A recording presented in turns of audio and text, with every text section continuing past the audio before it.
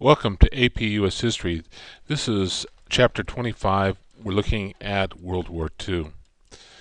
Um, the war is going to start in 1939 after Hitler invades Poland, and immediately afterwards, France and Great Britain will declare war on Germany.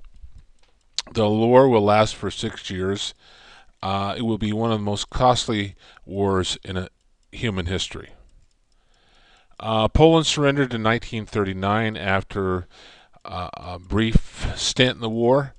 They were in the war about a month. Um, the Allied troops, the French and British troops, will fight the Germans on the Western Front.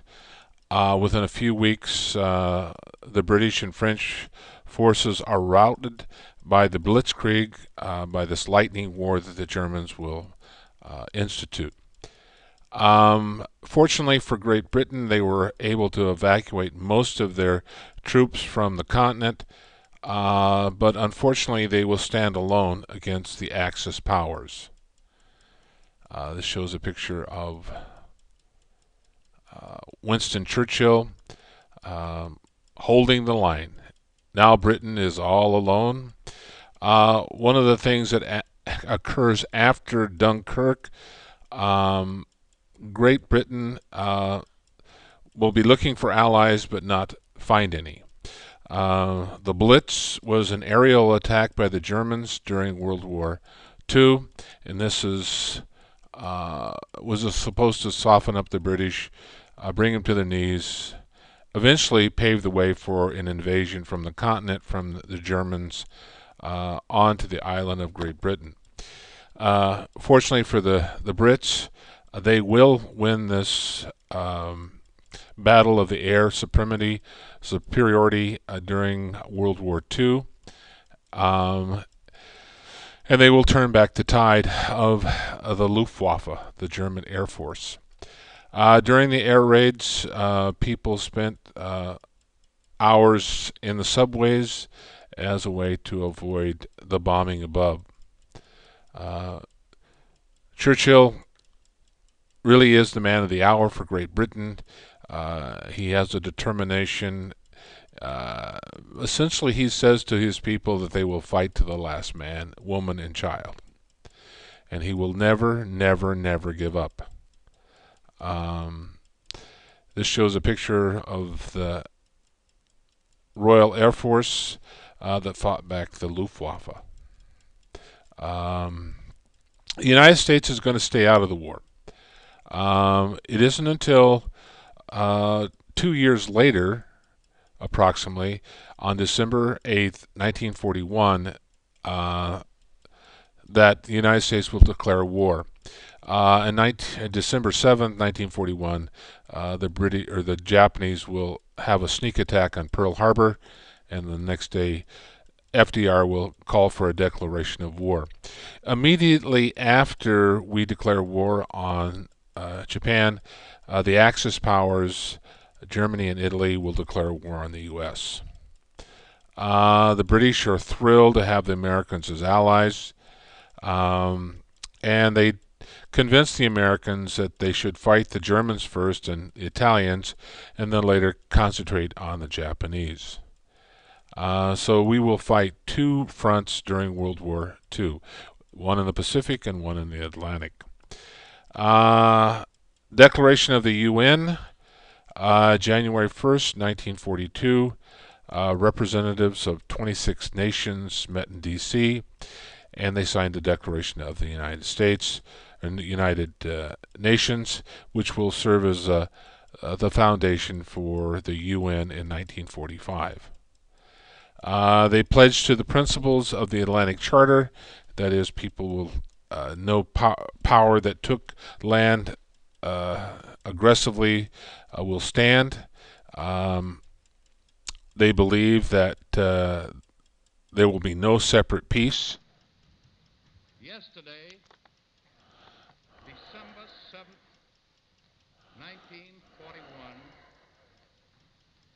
a date which will live in infamy. The United States of America was suddenly and deliberately attacked by naval and air forces of the Empire of Japan. The United States was at peace with that nation, and at the solicitation of Japan, was still in conversation with its government and its emperor, looking for peace in the Pacific. The Atlantic Charter, again, was signed prior to the United States coming into the war.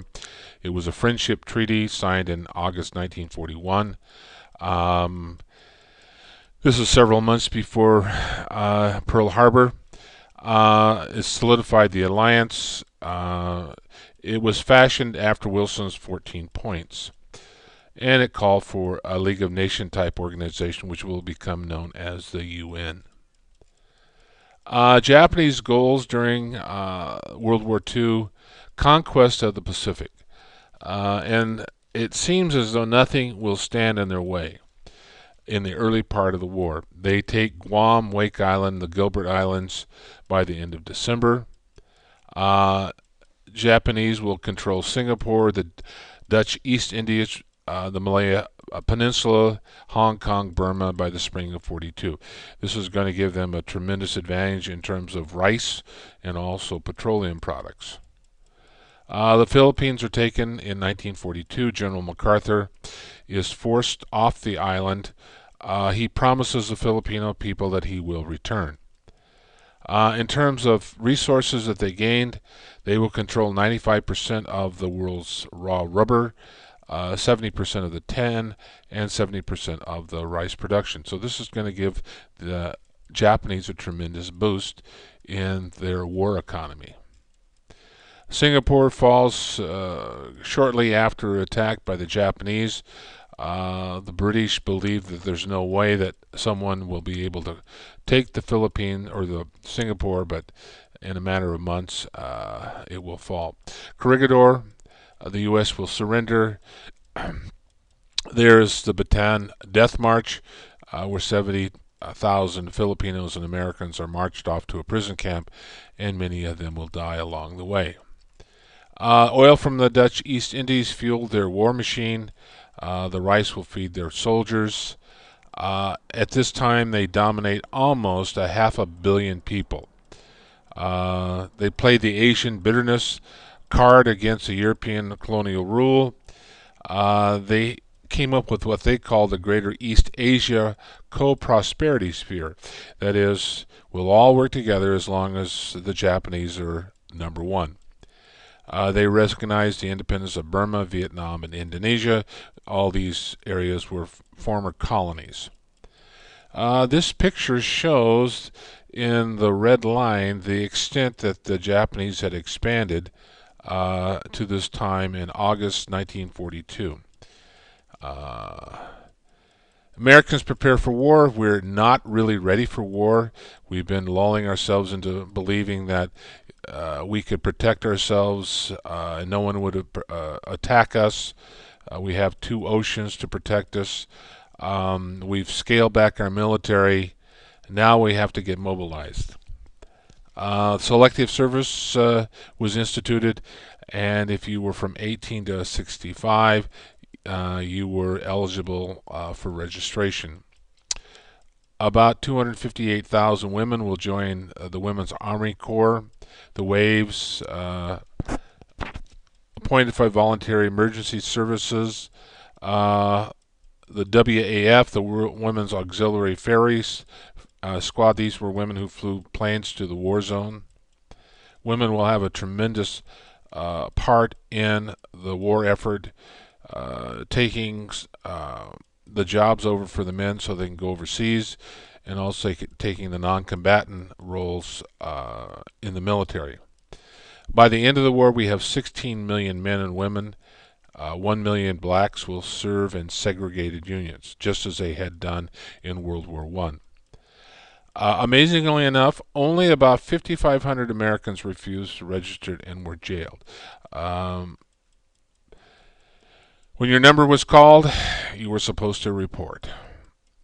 Join the Women's Army Air Corps and helped the war effort. These were women who ferried planes to the front. They were not fighter pilots. Of course, nurses were badly needed, and so they're going to be recruited. Economic mobilization, the OWM, the Office of War Mobilization, will coordinate the different agencies to try to get the war production on full swing. War Production Board is formed, regulated all raw materials for the war effort. One half of factory production went into war materials. We stopped making cars and refrigerators and washing machines and consumer goods. We will focus our attention on the war effort. There will be mandatory rationing during this time. Everything is geared towards the war.